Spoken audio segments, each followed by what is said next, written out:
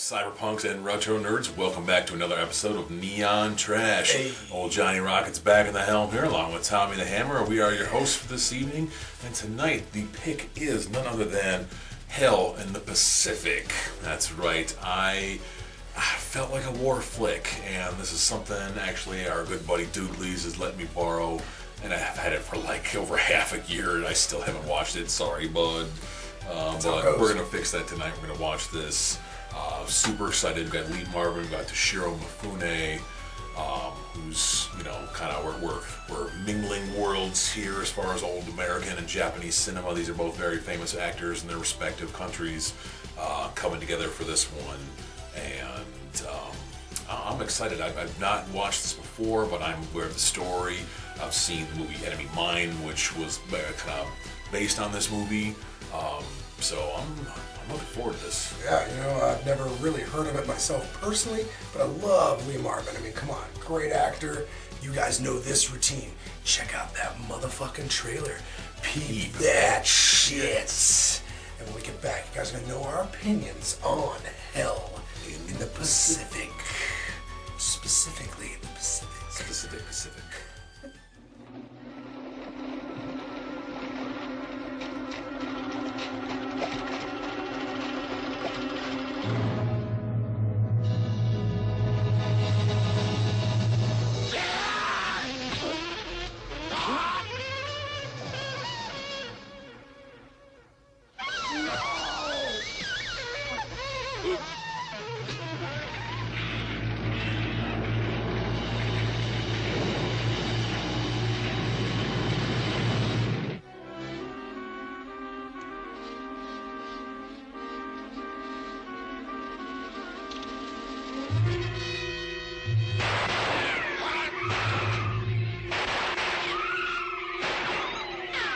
Hate, born of fear.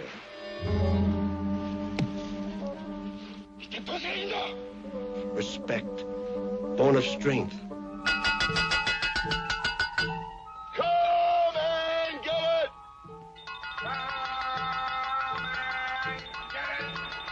Man's need to communicate.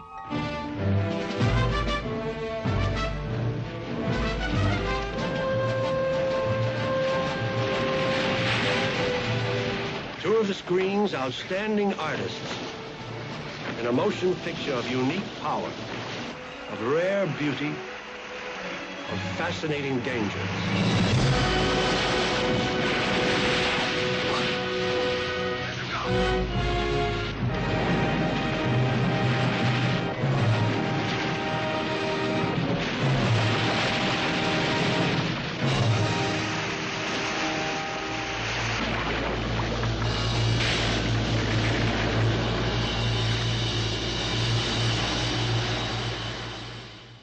Guys, we just got done watching the movie Hell in the Pacific.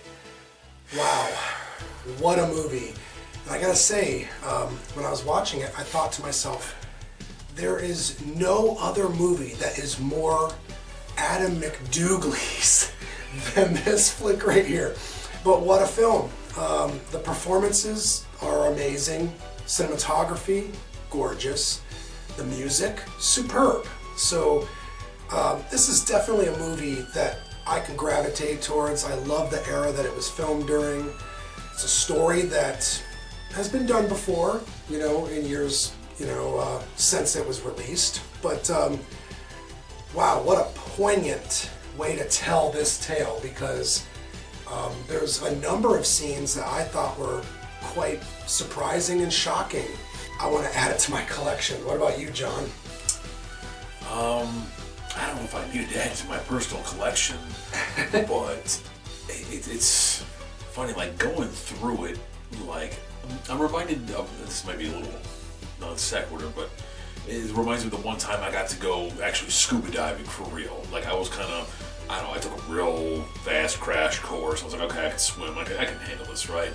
And like partway through, I actually had a bit of a panic attack under the water. Damn.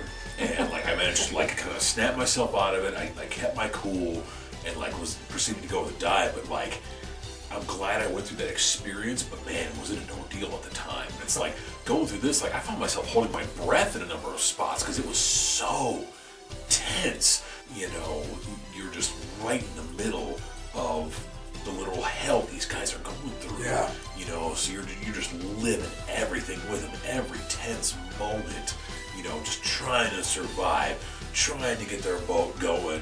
You know, and then that ending. Oh my God. My God. Like, Tom, you said like you're used to like that style of movie, like the '60s, where it's just boom, it's the end. Yeah. You know, and I mean maybe I should have anticipated that, but I didn't. So it just slapped me upside the face like a giant wet fish.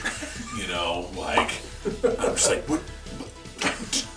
what? Like It's not just us watching it. We have another guest here watching it too, and all three of us, when that ending hit, because we're chugging along.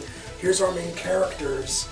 They're kind of becoming friends at this point, and then all of a sudden, in a heated, drunken rage through miscommunication, the language barrier once again gets in the way. And we've got one character talking about God, and then since I'm not Japanese, I had no idea what our Japanese man was talking about, but like you felt like you understood it. You feel like the fire between both conversations is equally matched, and then all of a sudden you're just wrenched out of this like tense moment with an explosion and the words "the end." truly, I feel this is a very anti-war film. Definitely. You know, I think late 60s, like Vietnam War is raging here.